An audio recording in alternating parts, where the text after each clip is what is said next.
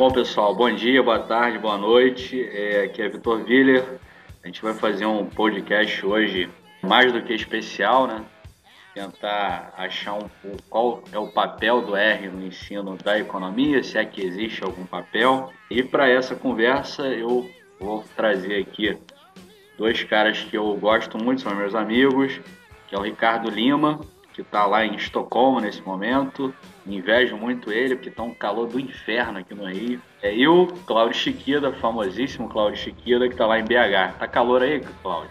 Eu ia falar a mesma coisa aqui. Hoje, essa semana, especialmente hoje, tá um calor terrível. Nós dois invejamos o Ricardo, então. Pois é, Ricardo, com quantos graus aí, Ricardo? Não, o pessoal aqui tá comemorando que o verão tá durando bastante, né? Então tá quente aqui, tá mais ou menos uns 15 graus. Tá quente. Tá quente. Não dá pra jogar hóquei mais. Agora não dá não. Agora é futebol. Bom, pra gente começar aí essa conexão, né? Estocolmo, Rio, BH, eu queria perguntar para vocês, começando pelos mais velhos, pelo Cláudio, né, Cláudio?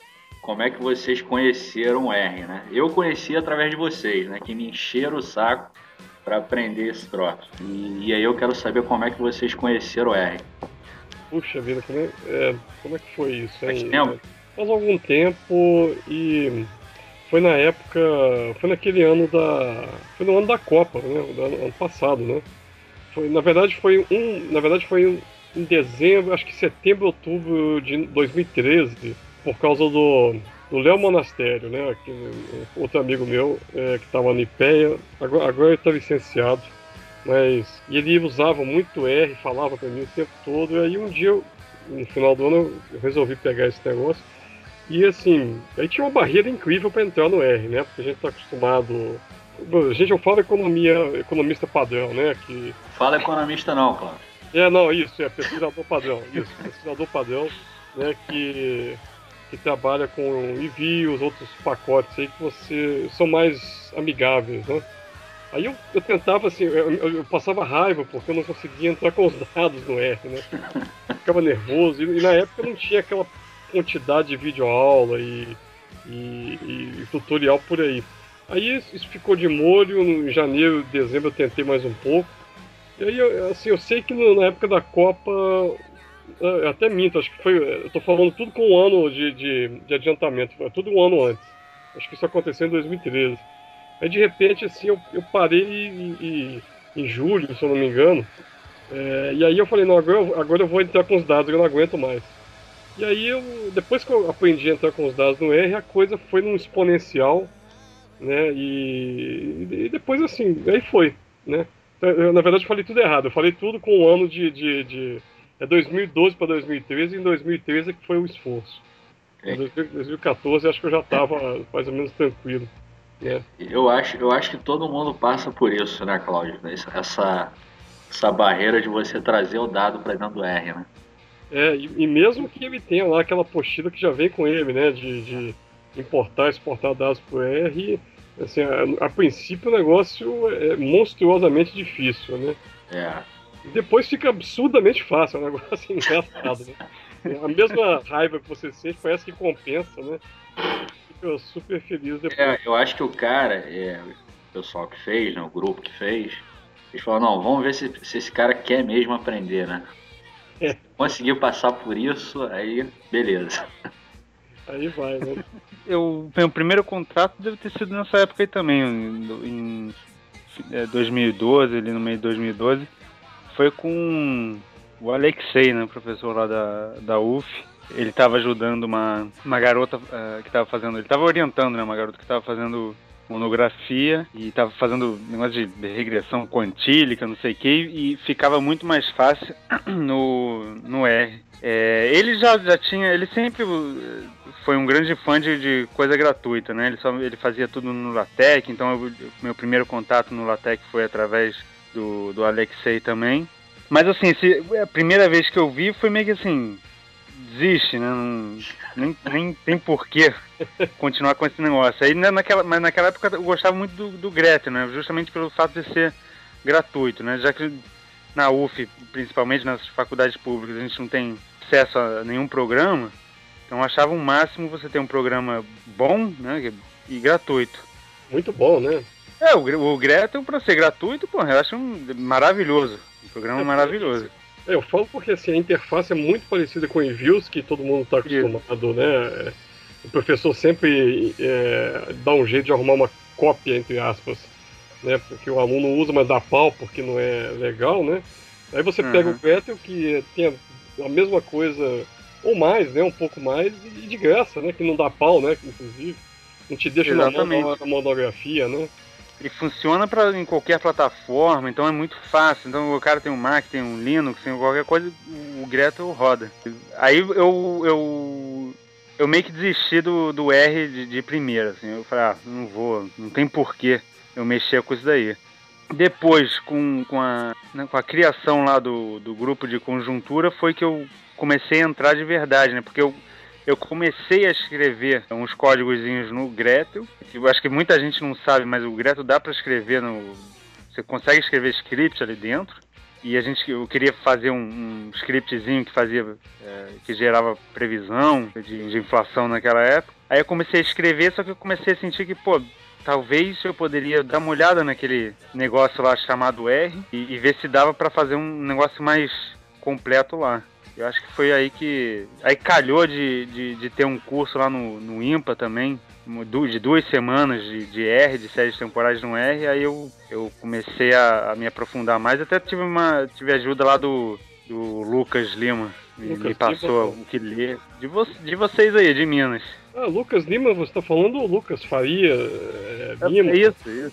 Foi aluno nosso aqui, né? Que tava lá. Isso, exatamente. Tá. Eu mandei um e-mail pra ele enchendo o saco dele, aí ele eu perguntei o que eu posso fazer, não sei o que, ele me mandou um e-mail com não sei quantas referências, aí eu comecei a ler, foi um atrás do outro, e aí calhou de ter esse curso no IMPA e fui fazendo, aí o resto é história. Mas foi exatamente a mesma coisa, né? São 2 meses de sofrimento, né? Que você fica chorando na frente do computador, porque você não consegue... Dá uma raiva, né? Você desiste da vida, né? Você fala, se eu não consigo importar dados nesse troço, como é que eu vou dar uma regressão aqui dentro? Mas aí depois desses 2 meses de sofrimento, você começa a ter resultado, né? É bem por aí mesmo, né? Essa sensação de barreira no início, né? Agora, a pergunta do Vitor é uma pergunta difícil, né? Assim, difícil e fácil, eu não sei, né? Ao mesmo tempo, né? Que é qual o papel do R no ensino de economia, né? É no ensino, né, Vitor? Ou em geral? Não, é no ensino. No ensino, né? Porque eu vou te falar que, assim, exatamente por essa barreira, né? Geralmente os alunos, por exemplo, têm uma resistência muito, muito grande a usar o R, né? Assim, a gente pega uma turma de qualquer tamanho, né, de 10, 20, 30, assim, o pessoal, na primeira aula no laboratório, um Deus nos acuda. E acho que a principal pergunta, né, que acho que eu vou até passar essa bola de novo para você, do pessoal, é por que eu tenho que aprender nisso, né, sendo que eu tenho aqui, no nosso caso, lá no IBMEC, eu tenho a licença do eViews, né, tem do Stata também, e o fato de ter do Stata já é uma dica de qualquer resposta, né? Porque o pessoal, quase ninguém quer aprender econometria 1 no Stata, quer aprender no eViews. No Stata ninguém quer, e nós não estamos nem falando do R, né? E geralmente o pessoal faz aquela pergunta, né? Por que eu tenho que aprender tudo do zero, né? Que é mais ou menos a sensação, quando eu posso ter esse gráfico todo bonito aqui no eViews, né? Isso é difícil, né? Responder isso aí, mas... É óbvio, se a pessoa só quer sair da graduação com um negócio mais básico, eu acho que é difícil tentar convencer o aluno de aprender, né?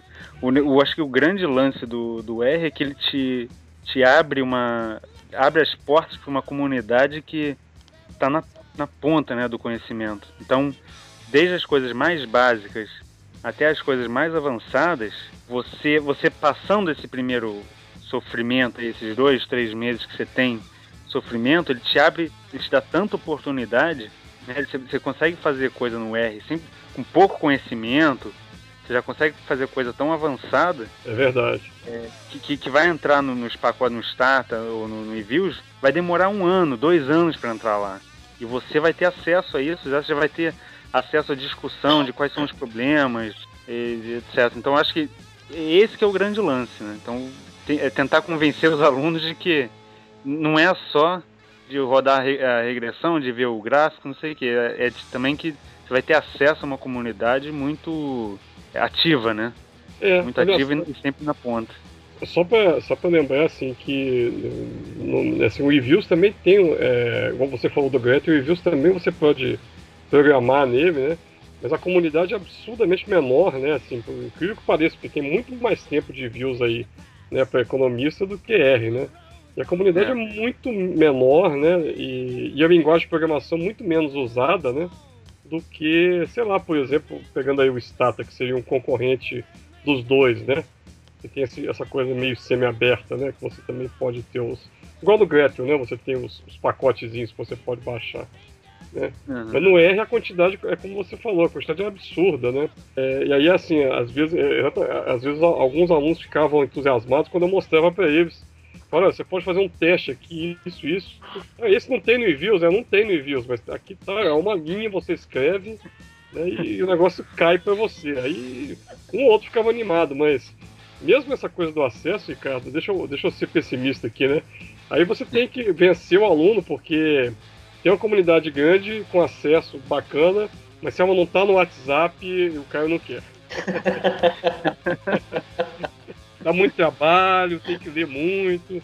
Aí o cara não quer, ele quer ler aquele balãozinho do WhatsApp lá e botar uma carinha rindo. Né? Mas aí também, se o cara tá nesse ponto, aí eu desisto, né? Porque aí não adianta, né? Aí ele não quer ser economista. Ele não quer ser nada, né? Ele quer só divertir, né? Todo mundo quer, né? Mas eu acho importante, eu acho que o negócio do R não é.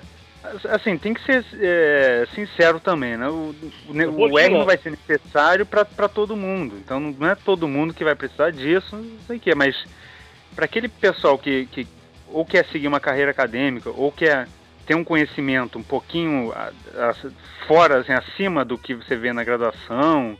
Então aí eu acho que é legal você já ter um contato com programação, com R, justamente por esse fato de que o R vai puxar você. Você vai ter mais conhecimento, você vai ir além, né, do que aquilo que você vê na graduação. Acho que isso que é o legal. Deixa eu tentar responder a pergunta do Vitor, assim, tentar colocar um elemento que eu acho que isso eu senti, assim, quando eu fiz graduação, isso não era tão importante porque o computador pessoal estava começando a disseminar, né?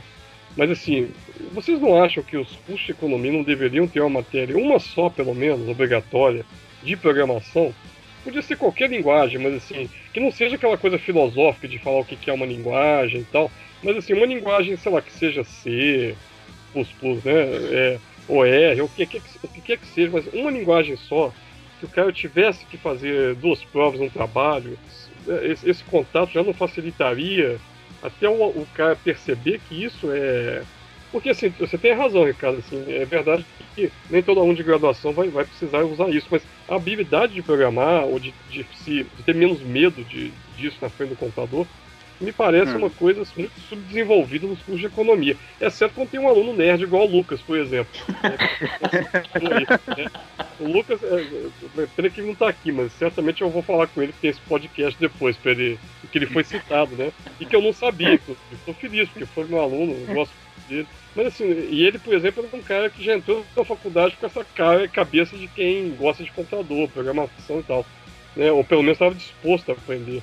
E muito aluno, acho que, né, tem aquela barreira, olha para aquilo, para que eu vou usar a programação? Mas não é verdade. Se a gente pensar até na produtividade dele no emprego, né, assim, quero fazer um gráfico bacana para um relatório, quero fazer um relatório automatizado que me tome menos tempo no estágio. E o R, né, o RStudio principalmente, com aquela, esqueci o nome da plataformazinha que a gente faz os relatórios. O Vitor está fazendo muito isso agora. Swift, o Nitro, não, o Nitro, o Swift, o Markdown. E o Markdown, isso, né? O Markdown, por exemplo, poxa, isso vai te quebrar um galho em automatização de relatório básico mesmo. E, poxa, assim, deveria ser uma coisa que o cara deveria achar, pô, que bom, vou ter menos tempo, vou ter mais tempo para outras coisas, né? Esse ponto aí, Cláudio, eu acho ele importante, e até um negócio que eu eu discordo um pouco do que o Ricardo falou, pelo seguinte. Eu acho que tem espaço para o R hoje, não só no meio acadêmico, mas também no meio corporativo. Porque o R, ele consegue unificar aquelas 4 operações lá de coleta, tratamento, análise e apresentação de dados, né? É verdade. Desde a ponta que você vai procurar um dado, ou, sei lá, na tua máquina, no teu computador, ou na internet, que você vai em algumas bases de dados, até o momento que você vai apresentar ele, né? Sei lá, para o teu chefe, teu gerente, ou o que for, para a tua equipe, você consegue fazer isso todo no mesmo ambiente, né? Não tem que abrir o Excel, PowerPoint ou outro programa que seja. Então, nesse aspecto, mesmo que o cara não vá usar uma estatística ou uma econometria um pouco mais avançada, eu acho que tem um papel justamente por aumentar a produtividade, para automatizar essas rotinas que a gente sempre faz no trabalho, né, que demandam um certo tempo para ser feito. Eu acho que tem um papel, sim, para o R nesse aspecto. Eu acho que você eu acho que você esqueceu um ponto aí que para mim, pelo menos, é o mais importante. É que, dado que você está fazendo tudo ali no mesmo espaço, está tudo documentado. Isso, Então, perfeito. Todos os passos eu consigo seguir. Você foi ali, você pegou isso, você multiplicou por alguma coisa, e etc, etc. Então, fica algo reproduzível, né? Exatamente. Esse é um ponto até interessante, né? Que é um negócio que eu já converso há algum tempo com o Ricardo, né? Sei lá, é claro que, como eu apontei, acho que tem um papel no mercado corporativo, mas no meio acadêmico, mais especificamente, a gente sempre vem batendo naquela tecla que a gente pega um artigo para ler, um artigo empírico, né? Para ler e tentar reproduzir ele, a gente não consegue. Porque o dado que o autor usou, ele não colocou exatamente qual é o dado, ou se colocou, não colocou os passos exatos que ele seguiu, e a gente nunca consegue chegar ao mesmo ponto que o cara chegou, ao mesmo resultado, né? O Ricardo tinha até uma estatística aí, né? 70% das pesquisas não é reproduzida. Foi publicado até teve uns professores daqui da Universidade de Estocolmo que participaram desse projeto aí. Foi um negócio assim absurdo, tipo, 80% das pesquisas os caras não conseguiram reproduzir, ou tava com um resultado estranho. E tem até também um professor daqui, que eu fui tutor dele, ele escreveu, ele tem uns artigos sobre isso, que ele desenvolveram um pacote pro R, eu acho que faz, é uma maneira simples de juntar tudo em um mesmo lugar quando você está escrevendo o artigo. Então no R você escreve o artigo, você tem os resultados, você tem a importação de dados, etc, etc. E quando você está pronto com isso, ele cospe, né, entre aspas, 3 coisas. Ele cospe o artigo todo pronto, ele cospe uma apresentação e ele cospe o código só do R. Que é isso? Sério? Sério, que eu... Isso é muita tecnologia. É sério mesmo? Assim, o pacote... É ele e mais 2, eu acho que entraram nessa pesquisa de reprodução de artigo científico, né? Como que você faz a ciência ser reproduzível da maneira mais fácil possível. E essa é a maneira mais fácil. Você tem um script.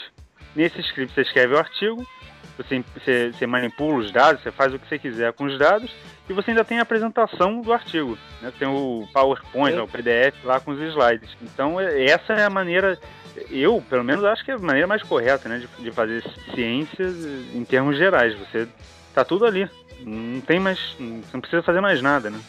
Não, peraí, Ricardo, o principal, qual que é o nome do pacote? Eu acho que é Docstrip. Não sei se é um pacote, se é algum método. É Docstrip. DOC-strip, STRIP. Se não for esse, eu posso dar uma olhada nele pelo nome dele, eu acho lá o artigo. Puxa vida, isso vale a pena vou até anotar aqui, porque eu também tô curioso. Nem que seja pra brincar com ele, né? Dá pra gerar o pouco trabalho. Ele é um pouquinho chato, assim. Não é chato, é mais uma coisa que você tem que aprender, você tem que ver como que funciona, que tem um... Você vai escrevendo. Chato é o Vitor Villa, cara. Isso aí não é chato, não. E com esse negócio você vai botando comentário, aí com os comentários, com os símbolos lá, você vai falando, você vai indicando o que é de apresentação, o que é para entrar no artigo. Isso te e o código a se organizar durante o processo todo, né? Então, o que você faz? Se você vai submeter isso aí, você manda um arquivo, né? Isso. Não, eu acho ótimo, assim, a maneira que, assim, que até você fica mais organizado usando um pacote desse, né? Porque você, assim, aumenta a tua produtividade, né? Você pensa uma vez e já faz 3 coisas, né? Exatamente. Você já tem um processo lá pra seguir toda hora. Eu acho que o nome do jogo é esse aí, Produtividade. Né? Puxa vida. Eu vejo muito R tendo papel nesse aspecto, né? Seja na academia, seja no mundo corporativo, seja no próprio ensino, né? Sei lá, eu gosto muito de colocar coisas aplicadas, né? O pessoal que segue meu site aí sabe muito bem disso. E sei lá, eu penso muito no ensino de macro, de micro, com aquelas listinhas de exercícios aplicado, né? E eu acho que tem um papel pro R nesse aspecto. O que vocês acham? Desculpa aqui que eu ia responder o Cláudio, que eu acabei entrando nesse outro assunto, mas o negócio que tem espaço para programação no ensino, eu só queria falar que, assim, eu acho difícil você botar um curso só de programação, né? Aí você falou esse negócio de aplicação, eu acho que o ideal seria justamente tentar misturar um pouquinho. Vai ter macro? Vai um curso de macro, tá bom. Mas obriga o aluno, então você vai fazer macro, então usa esse programa aqui, e aí você vai fazendo, misturando a programação com um objetivo. Que eu acho que entender a programação pela programação, eu acho muito...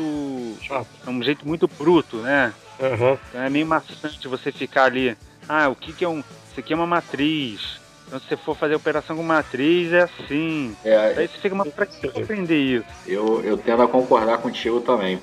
Por um aspecto só. Assim, eu tenho um sobrinho que ele é matemático, né? E nem ele gosta de programação, entendeu? Então, quer dizer, eu não sei se seria válido tentar colocar um curso de linguagem num curso de economia. Eu acho que você está sendo muito neoliberal, Cláudio. Não, mas quando eu gosto da programação, eu acho que te dá uma lógica. O aluno fica com uma lógica muito boa. Sim, claro. Eu acho que pode ser por aí. Você colocando, sei lá, um laboratório de macro, aí você vai lá e, sei lá, roda um ISLM, coisa que o vale. Eu acho que dá para fazer isso. Uma matéria que fosse laboratórios, né? Isso, ou então, essa é uma forma. A outra é como você falou, né? Só que aí exige um tempo de dedicação do aluno maior, né? Porque ele tem aquela lista de exercício mista, né? Uma parte teórica que ele precisa para firmar, né? Um pouquinho, né? O conceito, e outra que fosse obrigatoriamente no laboratório analisando dados. Que é mais ou menos aqueles exercícios de final de capítulo que o cara coloca, igual no Bernanke, né? Por exemplo, o cara pesquisar a base de dados, né? Isso, exatamente. Aqui esses são tipos de exercícios que eu acho ótimo, né? Assim, se o aluno realmente ele quer aprender macroeconomia, por exemplo, né? Ou micro, enfim, qualquer parte da economia, assim, ele tem que gostar um pouquinho que seja de fazer pesquisa empírica, né? Do desafio dos dados, né? Eu acho que o caminho é por aí. Eu não consigo aprender economia se não tiver um dado, se não tiver algo que eu aplique aquilo ali. Uhum. Eu acho que a motivação tem que ser sempre essa, né?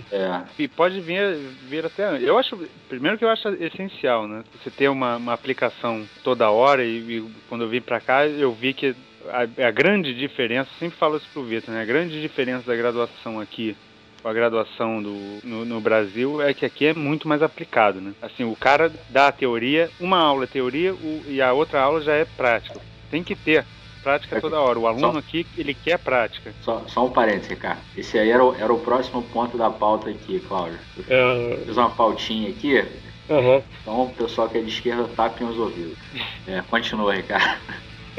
Estava falando da diferença entre o Brasil e a Suécia, que aí é bem mais aplicado do que aqui. Mas me explica só uma coisa, cara, quer dizer, por exemplo, aí assim, só para eu entender também como é que é o aluno aí. Quer dizer, tem uma aula de teoria, aí o cara vai para casa, ele se vira, lê o livro por conta própria, porque ele sabe que na outra aula é uma aula de aplicação, é isso? Não, eu digo assim, no básico, as aulas aqui, as primeiras aulas de graduação são tem muito exercício, assim, você tem que entregar exercício toda semana. Tá. Né? Então, é prático nesse sentido. Então, assim, micro 1 aqui, os caras veem teoria, na mesma semana tem que entregar, discutir, sei lá, um artigo, um problema que teve ano passado e encaixar a teoria ali dentro. Isso aí já é micro 1. Uhum. E quando você vai subindo um pouco, é laboratório. Então você fica aqui, assim, no segundo ano da graduação, você já começa a ver artigo, reprodução de artigo. Então o pessoal já começa a ter contato com, geralmente, a Stata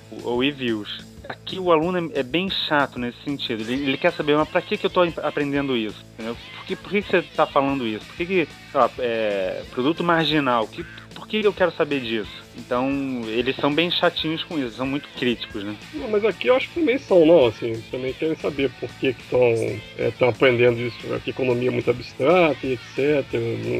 Mas aí parece que não tem resposta, esse que é o problema. Pelo menos assim, eu posso falar só da UF, né? Lá eu senti que o problema, assim, tá, eles são críticos, mas por que eu tô aprendendo isso? Mas aí também não tem muita resposta. Tem a volta, isso? Eu acho que pelo menos, não sei, eu não posso falar das outras universidades. Porque assim, eu sei que o aluno gosta muito e sempre pede, por exemplo, aplicação, assim por diante, né? Aí na hora que você dá uma aplicação, ele não quer estudar um pouquinho mais. Aí tem a preguiça, reclama, fala que tá difícil, você fala, poxa, mas aí você dá um exemplo aplicado, ele reclama que não tá entendendo porque não leu o livro ainda. Eu sinto um pouco. Eu tô imaginando que em Estocolmo, assim, como é, por exemplo, nos Estados Unidos, eu acho que o aluno faz mais o dever de se preparar melhor para a aula do que no Brasil. A impressão que eu tenho aqui é que aqui poucos alunos se preparam para a aula, mesmo que exista um plano de aula com as aulas mais ou menos marcadas. E assim, com 2 meses de aula, tem aluno que chega para você perguntando ou não sabia que no dia tinha um trabalho empírico porque ele não leu o plano de aula. Eu imagino que em Estocolmo isso não vai acontecer. Que aí eu acho que facilita um pouco, porque aí você está curioso, quer saber, e está de fato fazendo, assim, tá investindo para saber fazer. Para saber o que fazer com aquilo, né? Eu não vou dizer que todos os alunos aqui são alunos exemplares. Claro. Mas eu acho que assim, a idade média aqui ajuda bastante. São poucos, né? Que têm 18 anos e saíram do ensino médio e entraram ali porque tem que fazer faculdade, né? Eu acho que muita gente entrou aqui porque tem interesse. Pô, gostava de ler a seção de economia do jornal, queria entender melhor e por isso entrou, alguma coisa assim. Eu acho que essa é a maior diferença, né? Mas assim, de falar que são todos alunos exemplares também é um pouquinho demais. Sei lá, eu também acreditaria que nos Estados Unidos também não é assim, né? Tirando os centros mais tradicionais, eu acho que não é tão assim, né? Não, isso eu não estou dizendo que todos são, mas assim, é uma coisa assim meio que já meio anedótica, assim, que nos Estados Unidos assim, o aluno é mais competitivo. Você faz uma pergunta, várias mãos se levantam para tentar achar a resposta certa. E aqui no Brasil o ensino é muito passivo, o aluno não quer responder, ele quer o conhecimento pronto. E eu vejo isso quando você faz uma pergunta em sala, assim, quase ninguém se oferece para responder. É um ou outro. E aí todo mundo que já deu aula fora conta pra mim que não, nos Estados Unidos é o contrário. Um monte de gente que levanta a mão, pode até falar besteira, mas o cara tenta.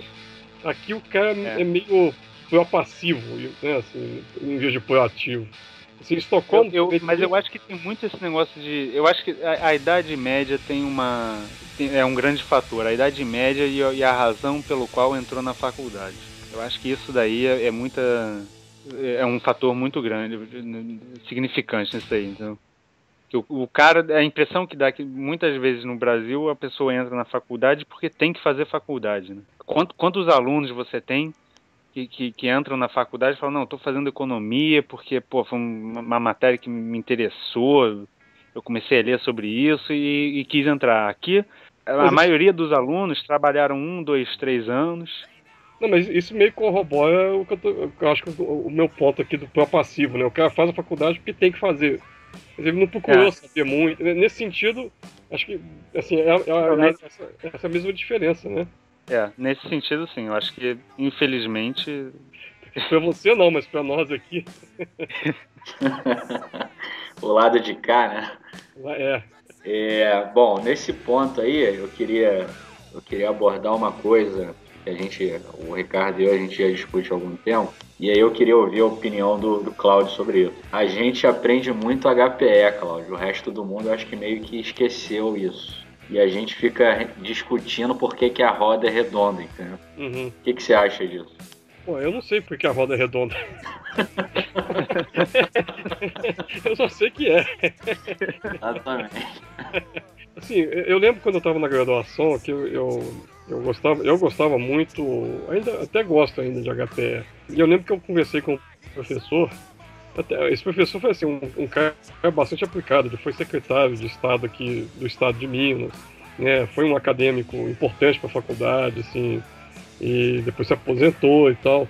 E ele, por acaso, naquele semestre, ele estava dando exatamente essa aula de HPE1. A gente tinha 2 HPEs, que eu acho um excesso. Acho que uma está de bom tamanho. Mas aí ele virou para mim e falou assim: olha, tudo bem, se você gosta de HPE, quer estudar, legal. Só toma cuidado para você, né, assim, saber o que você está fazendo. Ou você vai ver um filósofo ou um sociólogo do conhecimento e não um economista, né? Aí eu parei e pensei, pô, tudo bem, assim, né, assim, acho que cada um tem seu lugar, né, mas realmente não era por aí que eu queria seguir, eu não queria virar filósofo, eu queria virar economista. Então, assim, por exemplo, aqui onde eu dou aula, aqui no IBMEC, só tem um HPE. Mas na verdade, né, eu acho que é suficiente, porque se a gente pensar bem, né, assim, em macroeconomia você meio que faz uma HPE dos anos 80, 90, né, falar de novo clássico, novo keynesiano, para chegar em ciclos reais e tal, não tem como escapar da discussão. É uma HPE, só que mais recente. O que não dá é para ter aquela coisa absurda de você ter 2 HPEs, igual eu tive, uma economia política obrigatória, que no fundo é uma HPE exclusiva do Marx. Quer dizer, né, e aí, assim, tinha uma optativa do Keynes, que é um negócio bizarro. No meu currículo, o Marx é obrigatório, o Keynes é optativo. E assim, eu não sei qual o critério para isso, né? Eu não vejo lógica, assim, nada de né? Mas aí você foge um pouco da discussão do R, né? Assim, eu acho que não, mas tem um gancho aí, né? Que tem um gancho aí que é o seguinte. Mas conclui seu não, minha conclusão é assim, eu acho que a HPE é legal, né? Mas eu acho que assim, você tem um monte de coisa para fazer, tem que formar um profissional, né? E o profissional não vai ser filósofo, não vai ficar estudando o pensamento, então que tenha uma HPE para ele saber ali, né, de onde veio, acho que é legal, né? Mas realmente não é a matéria mais importante, né, do curso, assim, no sentido de não vou nem falar aplicado, assim, em qualquer sentido. O cara não adianta ele saber o que Malthus falou, o que o Sé falou, para ele poder trabalhar no mercado financeiro, né? Mas eu acho que é legal, tem o seu papel, né? Agora, acho assim, quem gosta que vá atrás, né? E continue lendo. Né? Há mais de uma matéria de HPE, eu acho um exagero. Que haja uma optativa, para uma turma que demande uma optativa de Marx, Keynes, Lucas, Sartre, quem quer que seja, tudo bem, né? Mas se não tem essa demanda, acho que não precisa de muito, não. Nada contra, né? Quem dá aula de HPE, não, mas eu acho que é uma matéria dá perfeitamente para o gasto.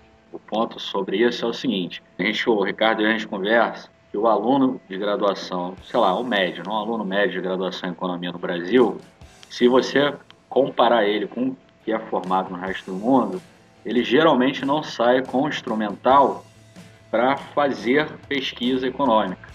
Sei lá, eu quero pegar uma taxa de câmbio lá no site do Banco Central e tentar começar a ver por que o câmbio está se desvalorizando nas últimas semanas. O aluno médio de economia, pelo menos na minha visão, acho que o Ricardo também tem essa opinião. No Brasil ele não consegue fazer isso. Em Estocolmo e em outros países, a preocupação da graduação, pelo que eu penso, pelo que eu vejo, é dar instrumental ao aluno para que ele saiba fazer as coisas. Coisa que no Brasil a gente, infelizmente, eu acho que não tem essa visão. O que vocês acham sobre isso? Eu acho que eu concordo. Eu só não sei o que aconteceu, porque se eu não me engano, a primeira vez que eu vi, depois eu nunca mais eu achei de novo, aquela grade curricular do primeiro curso de economia, que era da UFRJ, né, quando ela tinha outro nome ainda, acho que é a Universidade do Estado.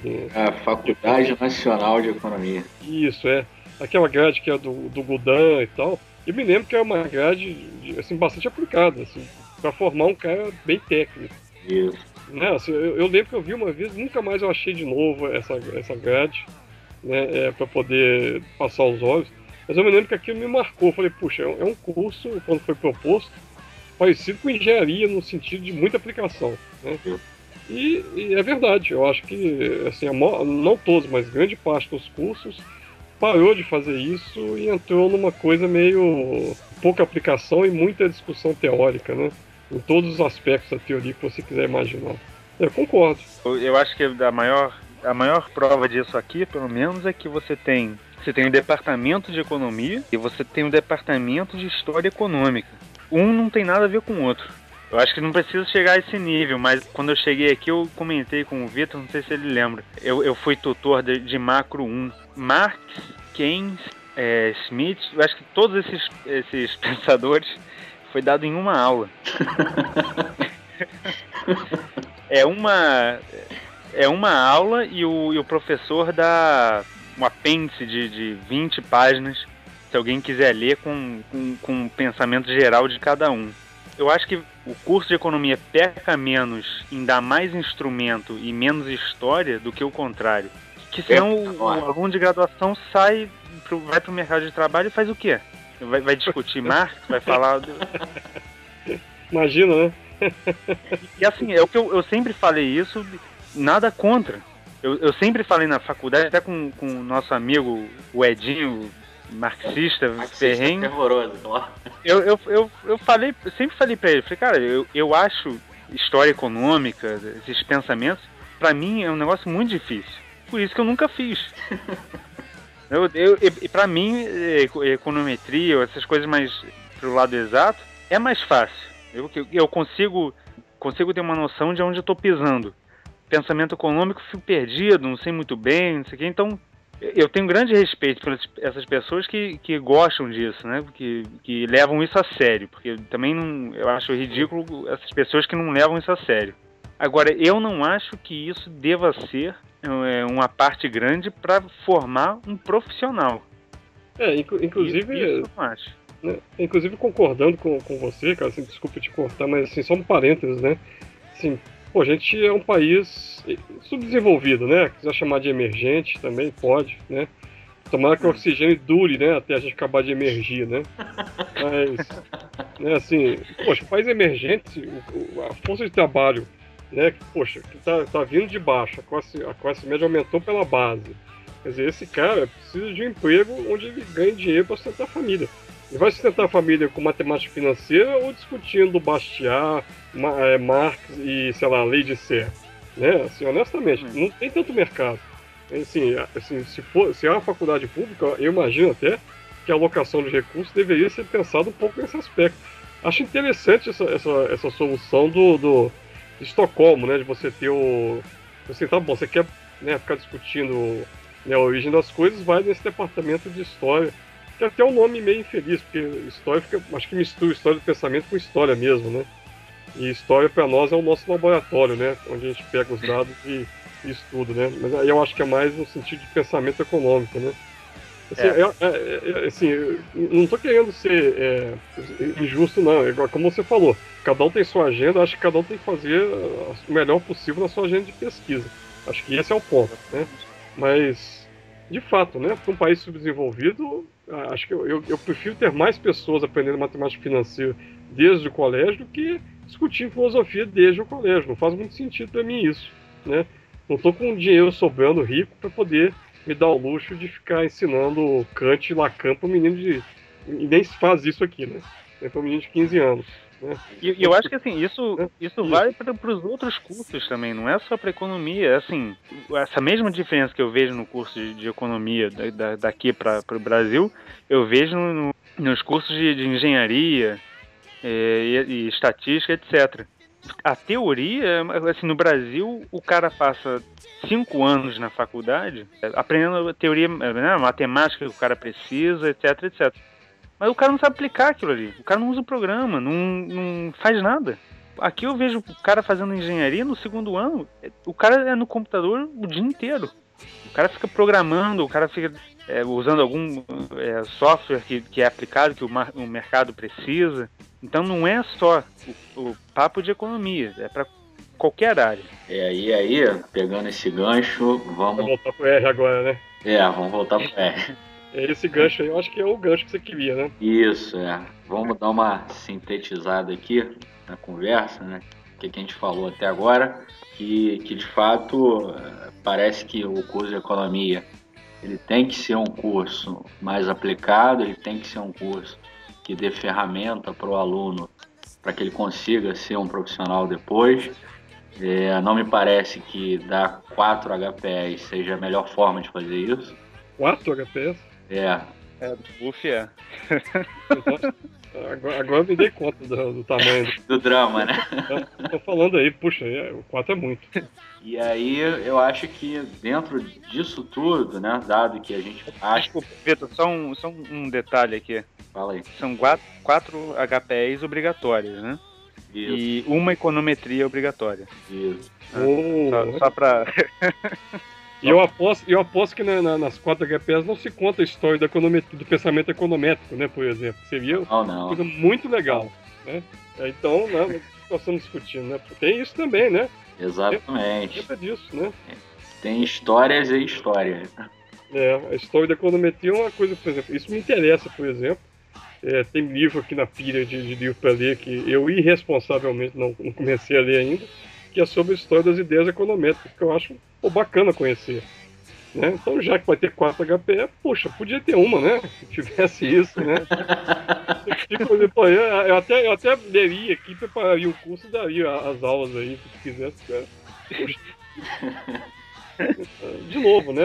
Mas eu também não acho que, do outro lado, né? Também não acho que a gente deva ter 4 econometrias e 3 delas sejam só teoria sem aplicações, né? É a mesma coisa. O ponto nosso aqui é aplicar. E aí eu acho que volta a questão do que o Vitor quer fazer o gancho aí do R, né? Que vocês não deixam. Tá bom. Mas aí parece que, pelo menos a minha visão, eu acho que vocês concordam com isso, pelo que a gente conversou, é que o curso de economia ele tem que ser um curso que dê instrumento para o aluno se tornar um profissional, seja ele que vá seguir uma carreira acadêmica ou seja ele que vá para o mercado de trabalho, né? E me parece que dentro desse objetivo de um curso de economia mais aplicado, como o Ricardo notou, desde lá do primeiro período, me parece que o R tem um papel a desempenhar, né? Nessa parte mais aplicada, né? Como é que vocês elaborariam isso? Como colocar o R dentro desses cursos de macro, micro, enfim? Me parece que... Nossa, desde os primeiros períodos o primeiro e segundo período eu acho meio complicado, porque são períodos de formação, né? Mas não tem espaço. Não, eu acho que seria muito difícil, do jeito que eu estou pensando, pelo menos. Eu estava pensando em alguma coisa aplicada num curso de fundamentos do Manquil, por exemplo. Eu fico pensando assim, a dificuldade do aluno que está chegando na faculdade, então ele teria, assim, que aprender os conceitos e ainda ir para o computador numa linguagem que ele não conhece, né? Eu fico assim, mas eu imagino assim, depois dos 2 primeiros cursos de micro, eu estou pensando na estrutura do BMEC, né? Uhum. Que o Manquil são 2 períodos, depois no terceiro que você entra no Vale. Aí eu já consigo imaginar o cara já acostumado e aí fazendo algumas coisas básicas, mas teria que ser aplicações, pensando em R, né? Aplicações que você teria que meio que direcionar o cara para fazer uma coisa parecida com isso que os professores do Ricardo fizeram, que é fazer tudo no R, né? Seria uma forma de tentar trazer esse cara para dentro, né? Assim, para fazer a aplicação, onde ele já faz os relatórios, os trabalhos dele, né? Tudo dentro da mesma plataforma, né? Não sei, assim, a pergunta é difícil. Eu estou tentando elaborar de supetão, assim. Vou passar a bola pro Ricardo, que eu vou pensando aqui. Não, eu acho que assim, eu acho que o mais fácil, quando você está no nível bem básico de economia, é na área de estatística, né?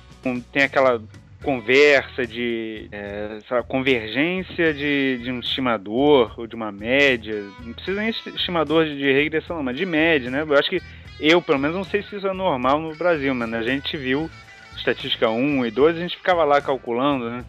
Aquele negócio com limite, que não sei o quê. Isso você pode fazer no R. Tipo um Monte Carlozinho, né? Você fala? Isso. Então, isso daí você pode mostrar no R facilmente, sim. Puxa lá uma amostra dos números, calcula a média, faz o gráfico, vê a distribuição. isso daí, pra mim, pô, eu acho que Estatística 1 é a matéria perfeita pra introdução do R. Eu acho que não tem melhor matéria do que isso. Agora, é óbvio, depois achar a aplicação de micro no R fica mais difícil. Agora eu me lembrei por acaso de um programa lá do CAD, né, dos Estados Unidos. Os caras usaram R e criaram um pacote lá para você ver resultado de jogo de Bertrand, Cournot, essas coisas assim. Que é bem legal. Né? Essas coisas, né?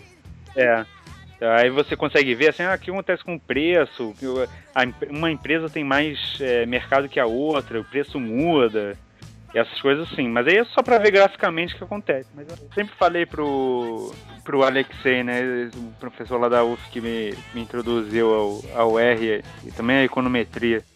Mas eu sempre falei que a estatística 1 é perfeito pro R. É perfeito, assim, é uma matéria que você vê a teoria, você faz um laboratório, você vê a teoria em prática, né? Você consegue ver a convergência de um negócio, você vê a formação de uma distribuição. Pô, isso daí eu acharia maravilhoso. Pode ser meio nerd, assim, falando, mas eu acharia maravilhoso fazer Estatística 1 e ver isso. Acho que você tá certo. Acho que até pro aluno que vê estatística, aquela coisa muito maçante, teoremas, muito teórico, não vê aquela coisa, pelo menos visualizar isso, ainda pode, tudo bem que ainda continua sendo teórico, né? Só está gerando números aleatórios e tal, mas eu acho que é legal. Eu acho que esse é um caminho. Porque assim, né, Vitor, assim, pensando em micro e macro, dá para fazer no R aquelas coisas assim, fazer curva de oferta e demanda e SLM rápido, não é uma coisa demorada de fazer. Mas é uma coisa que, assim, não sei se, sabe, assim, a mão no caderno é mais rápido. eu não consigo ver. Eu acho legal, assim, você mostrar simulações, mas aí eu já macro, né? DSGE, função impulso em macro, né? Mas aí já é mais pra frente, no básico. Mas, assim, de qualquer forma, dentro de uma ideia mais ampla até, né? Como você está usando o R para puxar dados, isso até citei um desses seus posts que você falava. Vou mostrar como é que você puxa dados do Banco Central direto do site. Isso. Não teve um post recente assim? Teve. Então, isso eu até botei no Facebook, foi assim, ó, acabou, desculpa, não tem mais choro. O mundo que falar que não consegue achar o dado, acabou. Não, assim, sorte que eu não tô pedindo. Se pedir, eu não aceito um não como resposta. Né? Eu tô no IBMEC, que tem internet, mas a internet não tá funcionando. Não, acabou, sabe? Você põe a placa de preguiçoso na cabeça e sai. E sai andando. Se o Vitor tá baixando, né? Tá baixando os dados direto do Banco Central do R, puxa, acabou, né, cara? Assim, e essa é uma coisa que dá pra você fazer lá no primeiro e segundo período, né? Dar uma aula de macro. Gente, vamos olhar aqui a PTF aqui, né? A produtividade total. Aí você abre o R na frente dos caras, ou baixa aquele programinha do PWT8, ou então vai direto no site do Banco Central, no Banco Mundial, baixa os dados, e o cara vendo você fazer isso direto, assim, né, rápido, talvez seja uma forma de trazer ele para dentro, né? Porque o atrativo da estética, que é você fazer gráficos bonitos no ggplot, já é um segundo passo que também o menino cresce o olho, né? ggplot é o 15º passo. Né? Exatamente. ggplot não dá para ir de cara, não, mas é um negócio que você mostra aquelas interfaces de The Economist ou XKCD, o menino fica louco, né? Quando ela tem que fazer programação, ele chora um pouco. Porque ele vê que é uma linha, poxa, né? Pelo amor de Deus, né? Eu penso muito nisso. Eu sou muito mais otimista do que vocês. Eu acho que, dado que uma das grandes barreiras para aprender o R, por exemplo, como a gente falou lá no início, é você colocar dado, né, no programa, é uma grande barreira. Sei lá, se você meio que colocar isso, como dizia o Machado de Assis, né, incutir no leitor por repetição, né, eu acho que ele aprende. E se você coloca isso ao longo de vários cursos, né, mesmo que sejam coisas muito básicas, olha, vai lá no site do Banco Central, pega um dado de inflação e começa a olhar ela. Ou, sei lá, no curso de macro 2, 3, sei lá, vamos estimar aqui uma curva de Phillips, mesmo que ele não saiba a parte mais econométrica da coisa, mas quando ele ter o contato com o dado, Eu acho que isso já é um grande diferencial para um curso de economia, entendeu? E outra coisa, assim, complementando mais ainda, né? Assim, e acho que você e o Ricardo já, né, acho que vocês vão concordar comigo. Aí isso eu fiz um semestre atrás, assim, numa turma que era de macro, antes de eles irem me acompanhar em econometria, né? Que eu fiz lá 3 funções de consumo, uma do Friedman, uma do Keynes, uma outra do consumidor com aquele hábito, né? Que é um caso, né? Aí eu gerei as tabelas no Stargazer, aquele pacote do R que... Eu acho que eu lembro desse. Né? Pois é, aí o Stargazer fala que elas tabelas tudo... Assim, você não precisa fazer toda aquela coisa chatíssima de fazer a tabela no Word, no Excel. Que é um negócio, assim, honestamente, um negócio... Nem escravo merece isso, né? Nem escravo, né? Assim, vamos falar sério, né? O estagiário talvez, mas escravo não. Muito! Mas assim, quando o cara... Imagina você faz esse exercício e já... vou fazer 4 regressões aqui. Tá difícil de ver, gente? Vou fazer aqui uma tabela. Aí você abre no Lix, no APEC, enfim, alguma plataforma gratuita, que o aluno sabe que ele pode obter sem pagar. E sai aquela tabela bonita, eu acho que isso aí também... Sim, não sei quantos % de ganho do aluno você conseguiu, mas eu acho que não é pequeno, não. Não acha que esse é um atrativo? Eu acho que pode ser uma forma de você, vamos colocar, né, seduzir o aluno para a plataforma, né? Eu sei lá, eu sou mais otimista. Eu acho que se você colocar essas coisas, o aluno vem, entendeu? O aluno se interessa. Eu não sei, eu posso estar viesado, né, pelos alunos que eu estou tendo contato agora lá do núcleo lá da opção, que eles têm muito interesse em aprender essas coisas. Então, se você mostra como que faz, como o Cláudio acabou de falar, isso meio que faz o aluno se interessar, aprender mais. Eu te enchi o saco e demorou. Você não é um aluno desses, não. Pois é, eu não sou um aluno. Não sou um dos melhores alunos. O Ricardo tá me enchendo o saco pro R desde, sei lá, 2012, né? Foi naquela época lá do grupo Conjuntura e comecei. Só no ano passado que eu fui meio que impelido a entrar, mas ainda fazia muitas coisas no Reviews, né? Me mandava aquele negócio me mandava um negócio no Reviews e eu falava, porra, cara, acabou, não tem mais Reviews. A outra coisa legal também que a gente não pode, eu acho que as coisas são complementares, não são completamente substitutas, não, né? Assim, eu acho que dá pra fazer umas coisas no Reviews, dá pra fazer coisas no Gretel, no R, né? Acho que tem hora também que você tá acompanhando, você até programar, tudo bem. Acho que o aluno tinha que ter um pouco essa noção de que é mais uma ferramenta. Exatamente. Na caixa, mas é uma ferramenta que é um canivete suíço perto do Reviews, que é uma chave de fenda. Né? O Stata é um canivete suíço menor, o Reviews é uma chave de fenda e o R é um canivete suíço daqueles completos, aquele mais caro. Né? Eu tenho o Gretelzinho pra rodar coisa rápida, mas aí o resto, sei lá, eu sou um grande defensor do Gretel. Pra mim, aquilo ali é uma coisa extraordinária. Eu acho que, no fundo, Vitor, eu acho que o que você queria falar hoje é mais sobre por que os cursos de economia não são mais aplicados, sendo que a economia é totalmente aplicada, né? Assim, desde pelo menos o artigo lá do Friedman, né, de 53, economia é uma ciência positiva, né? Olha aí a aula de HPE do Vitor, gente. Ele deu um artigo 53. Eu não queria falar nada não, mas... Ele se entregou. Reclamou. Mas olha aí, 53? o professor da HPE tá aí, ó. Quem é esse? Esse é o Milton Friedman. É uma ciência positiva, né, Cláudio?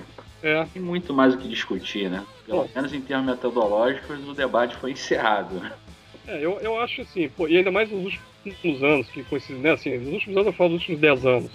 Econômico, não sei o que, aí todo mundo sabe que economia é incentivo, qualquer coisa na vida você pode aplicar economia, então tá bom, assim, as pessoas já venceram aquele preconceito, aquela barreira de que tudo é incentivo, elas já aceitam e gostam disso, né? Então, poxa, agora por que não o segundo passo, né, que é os cursos de economia terminarem, né, já que você usou a sedução do aluno, né, assim, a sedução completa do aluno, né, assim, já ganhou o cara mostrando que a ciência é aplicada. Agora, poxa, ganha o cara mostrando que, assim, barreira de dados não existe, né? Assim, tudo bem que o Brasil gera menos dados do que os Estados Unidos, mas, poxa, né, o acesso aos dados hoje é muito mais fácil. tem que querer, né? Infinitamente mais fácil depois que a gente conseguiu controlar a inflação, né? É bom. Mas mesmo depois que a gente conseguiu descontrolar, o acesso aos dados continuou fácil. Tem esse detalhe. A inflação, eu não sei porquê, Vitor, mas a inflação sempre entra no seu assunto, né? Pode estar falando de educação, Ricardo, mas a inflação vai entrar lá. Ricardo, mas olha só, você conseguiu fazer aquela transição que a gente não consegue, né? Você saiu do Brasil e o Brasil saiu de você, porque você não tá vendo a inflação. Nós não saímos do Brasil e o Brasil, inclusive, não saiu da gente. E quando a gente sai também não sai da gente. Exatamente. É terrível, né? O Ricardo não entende por que eu falo tanto de inflação. É porque ele saiu. Você saiu do Brasil quando, Ricardo? Não, foi agora, 2013, né?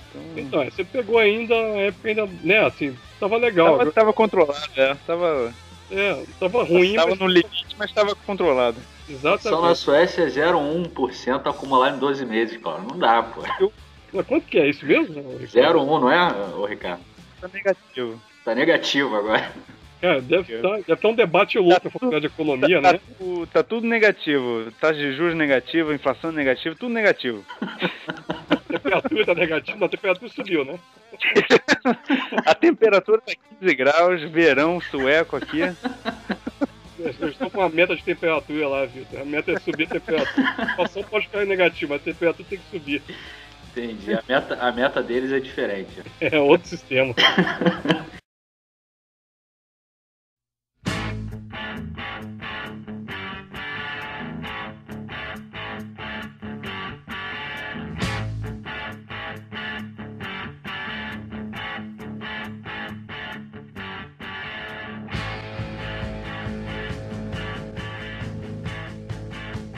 Bom, eu acho que a gente chegou no ponto que a gente queria aqui, né? É cerveja? Oi? Agora que tem cerveja? A cerveja é logo mais. A conexão tá boa, porque eu tô pensando e o Cláudio tá falando. Falei, chegou a hora o quê? Da cerveja, então? Igual que é o... A cerveja daria um longo debate aí, porque a cerveja lá na Suécia, claro, eu fico zoando o Ricardo que ele vai na mercearia do governo comprar cerveja, vinho, uísque. O negócio lá é assim, daria um podcast. Controlado. Tô vendo. Tô vendo o controle que você tem aí. Eu tô entendendo esse controle. De que nós estamos falando? Mas vamos lá, vamos tentar sintetizar aqui.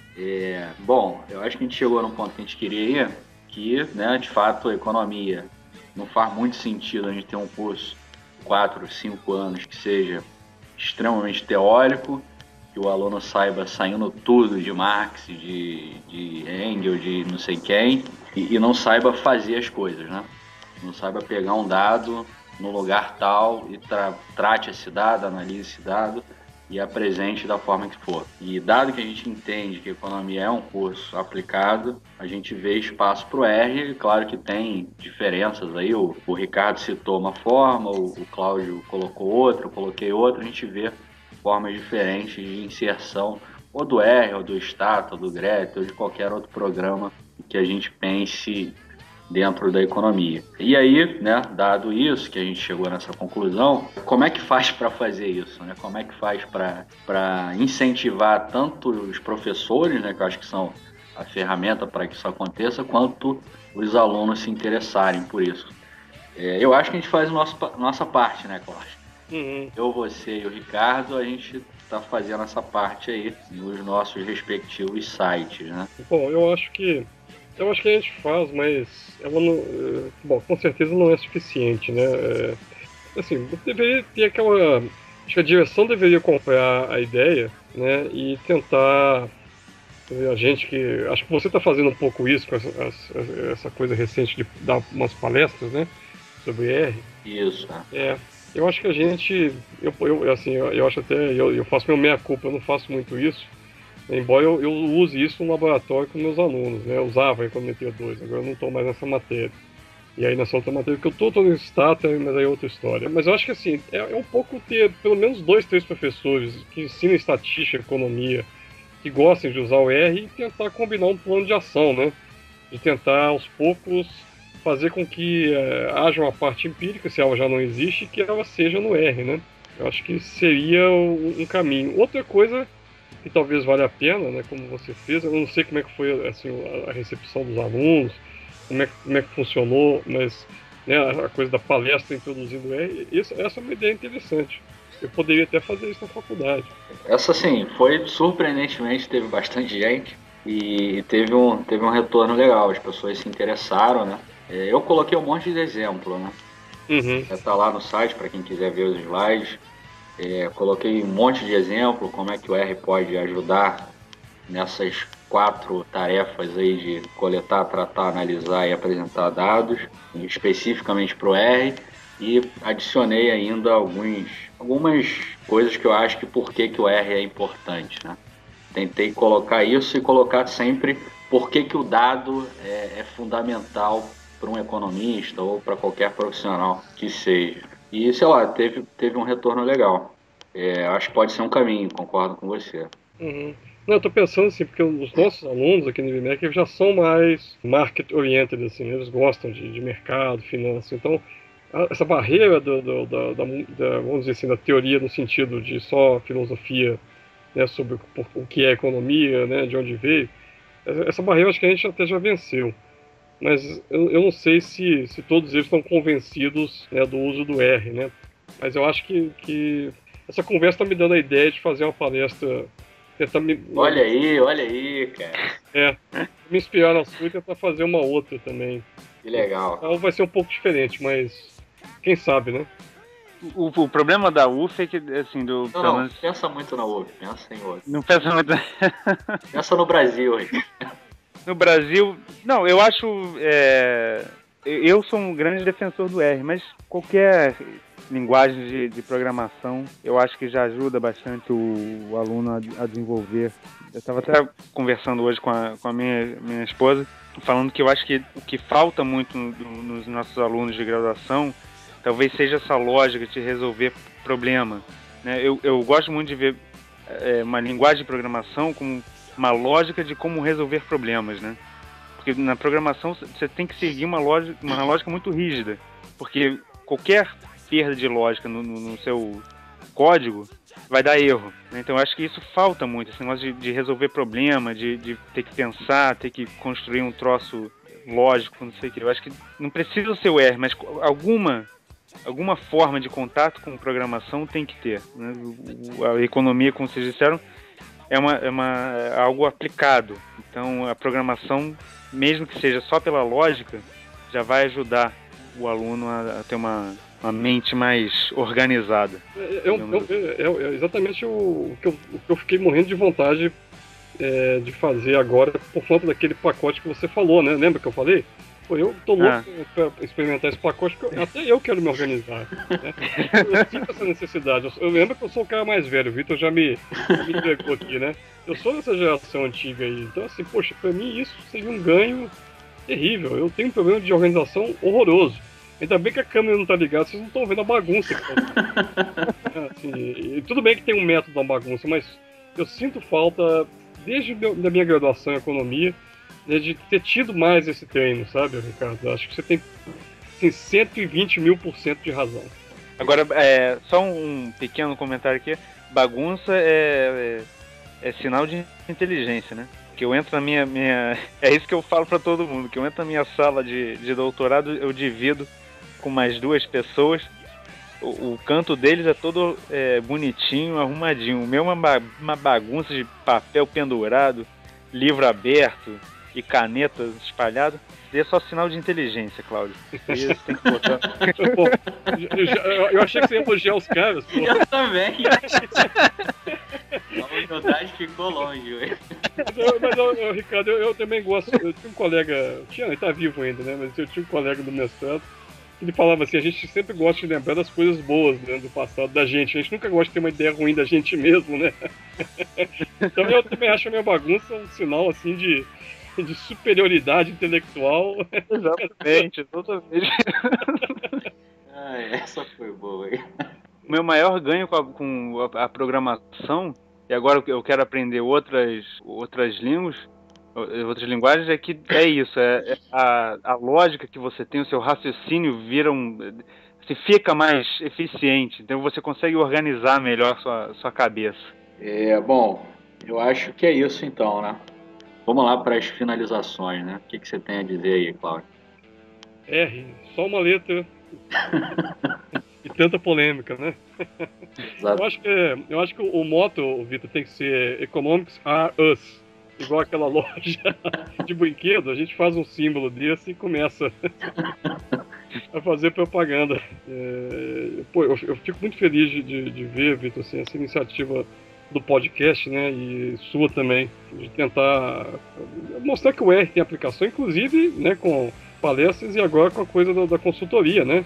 Assim, acho que é isso, você está comprando a ideia de coração mesmo, né. Puxa, acho que todo aluno que quiser, de fato, aplicar a economia, ele tem que ter esse mesmo espírito que você está tendo com o R, né.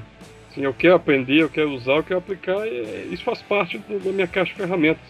Acho que o seu exemplo dos últimos anos, né, culminando agora com a palestra e com a consultoria, estou correto, não estou? É isso mesmo, né?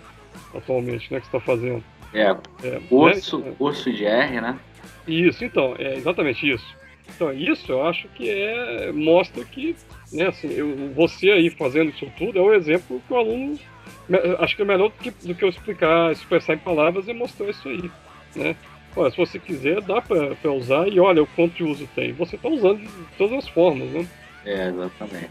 Né? Eu gostaria que mais alunos usassem, tudo bem, podia ser qualquer pacote, mas eu gostaria de ver mais alunos usando o R. Tudo bem que a gente acabou indo para uma parte mais geral de programação e tal, mas o R é muito legal depois que a gente aprender. O negócio é viciante, a comunidade é muito grande, é legal, né? Tem muito pacote para tudo que você imaginar. Assim, dá para ter ideia de fazer pesquisa, monografia, né? Assim, não tem limitação, é virtualmente ilimitado o negócio, né? Assim, é até arriscado falar isso, mas eu acho que eu não estou tão errado, não. Eu acho que é um bom chute, né? Eu acho legal, a gente acompanha muito blog lá de fora, né? Uhum. E tem coisa nova todo dia. E milhões de blogs de R, não sei como é que tem tanto blog de R. Eu não sei quem é que lê aquilo. Cada coisa esquisita lá, né? Tem biologia, outra fala de marketing, tem uns sensacionais aí de marketing, biologia, física, política. Então assim, poxa, tem tanta aplicação, sabe? Se você é aluno e está ouvindo podcast, né, eu falo para você, meu aluno, abre a cabeça, meu filho. É muito mais do que só economia. Se você tem aquele sonho oculto de ser um biólogo que está formando economia, tem espaço para você também. Tá aí, ó, propaganda feita pra todo mundo. Eu acho que agora fica difícil falar, né? Eu acho que o Cláudio já falou bastante coisa, mas acho que você tá dando um exemplo legal, né? Que é isso também que o Cláudio falou. Você já tá mostrando que dá para usar o R para outras coisas, entendeu? Não precisa ser só na sala de aula e ficar importando dados, entendeu? Você tá mostrando que tem um uso, que dá para trabalhar com isso, que dá para talvez, quem sabe, daqui a um tempo viver disso, né? Foi sempre o meu grande sonho, viver do R. Uma letra só, hein? Exatamente. Mas... E é Ricardo, hein, por acaso, hein? Olha aí, ó. Tá vendo? Mas eu acho que isso já dá um exemplo. Eu acho que esse passo aí que você tá dando já é um negócio legal. Mostrar para todo mundo que não é só na sala de aula. Isso daí você consegue puxar isso pro seu dia a dia, você consegue puxar isso pro seu trabalho. O que eu quero, acho que já falei isso algumas vezes, eu quero colocar isso aí, falando de uma maneira bem feia, enfiar a goela abaixo das empresas no Brasil, né? De começar a usar essa coisa. E tem todas as empresas, no momento, no mundo inteiro, estão falando de dados, né? Tudo é dados. Isso. É isso que o Cláudio falou, não é economia, não é... é biologia, é marketing, agora principalmente, né? Marketing, agora com o negócio da Google, etc. Quer dizer, agora também com a Microsoft comprando aquela Revolution Analytics, entendeu? Então, não é só isso. Né? Não é, aprende R para aprender econometria. Aprende R para ser economista. Não é. A gente tem que tentar enfiar isso de goela abaixo para isso se espalhar bastante no Brasil. E, querendo ou não, isso eu acho que vai incentivar os alunos a terem mais contato, a procurarem mais contato com métodos mais quantitativos. Acho que esse é o mais importante. Só fazer um adendo rápido aqui, que agora que você falou, eu me lembrei. A própria econometria, daqui a alguns anos, vai estar bem diferente por causa disso que você falou, né? Da revolução do Big Data, né? Isso aí, assim, eu já tenho até um aluno de graduação que gostou do R, não é o Lucas, né? Outro aluno, o Gabriel. E assim, já está querendo estudar mais economia e porque ele quer mexer com Big Data. Isso aí é a grande chamada. Acho que você falou tudo, Ricardo. Big Data, eu não sei exatamente se é um braço da ciência ou se é uma nova forma de juntar vários pedaços, né, marketing, econometria, tudo junto, que é um negócio que dá um tesão danado quando a gente lê algumas coisas, né? Assim, é entusiasmante. E aí ainda puxa para as outras linguagens, né? Tem muito pacote agora, devido a esse excesso de dados que está precisando de mais processamento, não está puxando para outras línguas. Então está virando um negócio assim fora do normal, está crescendo muito rápido. E agora só para mais um adendo aqui, eu não sei se vocês viram aquela notícia lá do Japão. Sim. Que eles querem cortar dos cursos, né? Eu vi isso aí. Tá aí, tem que ir pro lado mais quantitativo, né? Ferrou. Polêmica. Esse aí é um tema pra briga. Ó, só coloca a notícia aí, cara, pra quem não... O Cláudio talvez saiba melhor do que eu, né? A notícia, na verdade eu acho que são duas notícias, né? Uma da Nova Zelândia ou Austrália, não sei, e outra do Japão. A do Japão é essa que o Ricardo falou, né? Que o governo japonês estava recomendando fortemente, né? Que as universidades públicas, que não são a maioria no Japão, mas enfim, são importantes, né? São um referencial lá em termos de qualidade, que elas parem de fornecer cursos de humanas, sociais em geral. Não está claro o que é exatamente isso, se é economia, direito, filosofia, sociologia, mas eu estou imaginando isso, né, alguma coisa nessa direção. E tem um debate se isso não tem a ver um pouco com a população que está envelhecendo e você precisa dar ênfase a cursos aplicados para essas pessoas. Então esse é um ponto, né? Assim, tem a polêmica e tal. E o outro que agora eu não me lembro se é Nova Zelândia ou Austrália, para mim é tudo igual, mas igual falar que japonês é tudo igual, eu também acho Austrália e Nova Zelândia tudo igual, mas sendo injusto, né? Mas em algum desses lugares, acho que a Nova Zelândia, o governo, a partir do ano que vem, diz que em colégio, não é nem faculdade, história e geografia vão ser matérias optativas, vão ser substituídas por programação, linguagem de programação. Ou seja, de repente o cara que dá aula de história e geografia no colégio, ele tá limado aí do processo. Depressão em 100%. Né? E parece que essa não é uma sugestão, isso já é uma reforma que já está para começar no ano que vem. Já é um negócio mandatório, né? Né, então assim, não vou desmerecer aqui o papel de história e geografia nem nada, mas acho que a direção que está se tomando é um sinal de que a gente tem que pensar nessas coisas, né? É ir para análise de dados mesmo, né? Eu acho assim, desde que a gente fez aquela revolução em telecomunicações, em informática e tal, o nível de processamento de dados ele aumentou numa velocidade muito grande, né? Então parece que hoje a gente está vendo uma nova revolução, né? Que vocês falaram aí do Big Data. Então tem uma série de especializações em Data Science que estão sendo propostas aí justamente para tentar formar gente para essa nova área que eu acho que é a área que vai dar o tom aí nas próximas décadas. E o Brasil ele precisa se incorporar nisso de alguma forma. Eu acho que vocês têm razão. Eu acho que a gente precisa mostrar, seja para os economistas, para os professores ou alunos, que os dados são importantes, que são a fonte básica do aprendizado de economia. E você precisa ter ferramentas para lidar com isso. Acho que esse foi o ponto desse podcast. Bom, eu quero agradecer, acho que a conversa foi muito boa, a gente nem viu a hora passar aqui, né? E agradecer muito a presença do Cláudio Chiquida, professor lá do IBMEC, nesse podcast, e do Ricardo Lima, né? Meu ghostwriter lá no meu site, e está fazendo o doutorado lá em Estocolmo. Obrigadão para vocês. A palavra acho que é só agradecer, né? Foi um prazer de novo, né? Participar do podcast com você, né? A gente precisa ver se a gente encontra ao vivo para ter cerveja, né? Sim. A cerveja é um ponto importantíssimo dessas conversas. A falta dela, né, gera uma lacuna aí, né, Cláudio? Terrível. Ainda mais que a gente faz podcast na sexta-feira à tarde, antes do happy hour, né? Exatamente. Pô, pra mim tá pior ainda, né? Sexta-feira à noite. Mas você tá na Suécia, você não pode reclamar. Exatamente. Só tem mulher bonita, cerveja fornecida pelo Estado, não tem inflação negativa. O que você tá reclamando? Ainda é o cara Falando desse jeito aí, vai pegar mal, né? Cerveja fornecida pelo Estado, pô, também não chega na minha casa, não. A gente do Estado vê que... Isso aqui é Bolsa Família, rapaz.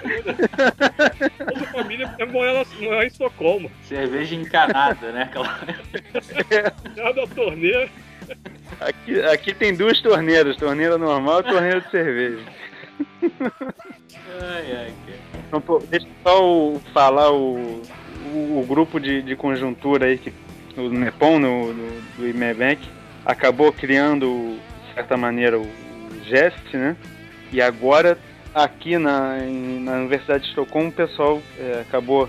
Eles ouviram falar, né, por mim, desses grupos de conjuntura, e acabaram de criar esse ano um grupo aqui de Associação de Estudantes para Análise Macroeconômica. Cara, que legal. Aí, aos poucos, né, todo mundo vai fazendo diferença. Eu achei bem legal.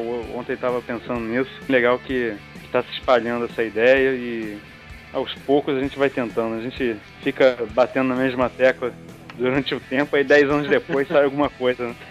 Pô, que legal essa notícia. Pô, você tinha que falar só no finalzinho, Ricardo. Caramba, na prorrogação, coisa bacana.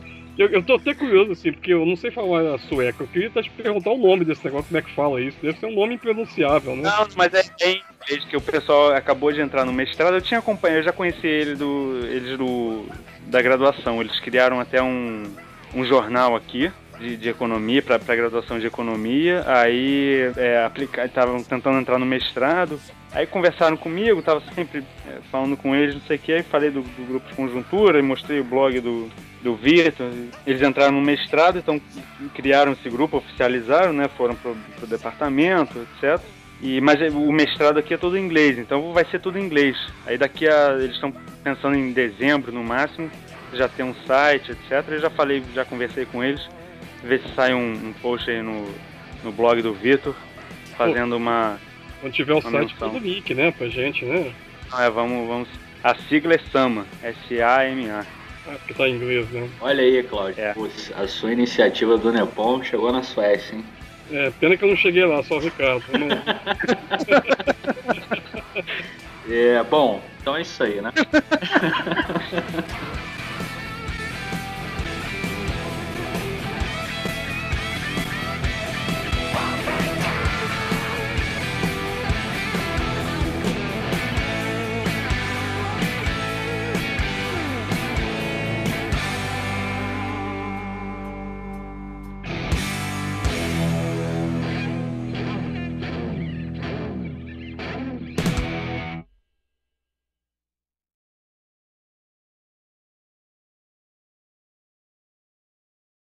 Ficou baixo aí, Ricardo. Caiu o som. O teu som caiu. Tá bem baixo. E agora? Voltou. Melhorou. Voltou? Voltou. A internet. Internet sueca é ruim, né, pô?